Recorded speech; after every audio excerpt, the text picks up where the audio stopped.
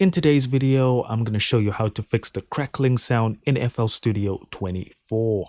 Now, when people say crackling sound, I immediately think of the CPU. Because let's face it, we don't all have beefy boy super mega computers that we're doing these things on. So before we start anything in FL Studio, make sure you've closed all that background stuff that's running while you're making your mix or recording audio. FL Studio in itself is enough for your CPU to have to deal with. Now that that's done, let's hop over into the options section.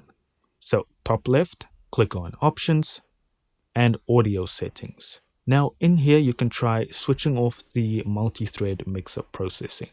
Try and do whatever you were doing again and see if things are better, but I would also recommend a few other things just before you jump out.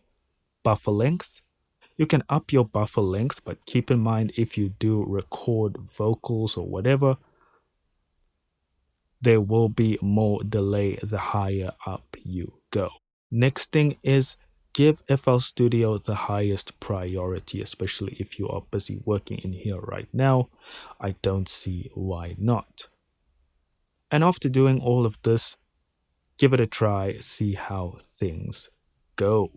Now, if you've got 10 billion effects and generators running all at once, it's not going to be enough to fix the problem. So try consolidating some of that audio that you've completed already. That way we're not playing MIDI instruments directly, we're just playing audio files. So right click on whatever track it is, consolidate tracks from track start or from song start. You can choose your formats here. I won't intervene on that. If you want the effects baked into the audio, just click Enable Insert Effects. And if you want the master effects baked in, enable Master Effects and then hit Start. Make sure to trim PDC silence as well. That'll get rid of that little start of silence in the beginning of the song. And now you can delete all of those things that don't need to be open anymore. And doing all of those things should make sure that you're not getting the crackling sound because your CPU is not being overloaded anymore. Another tip would be to do everything in separate projects. For instance, vocal mixing and recording, separate project. Making your instruments and your beat, your track, separate project. And that's all I've got for you guys.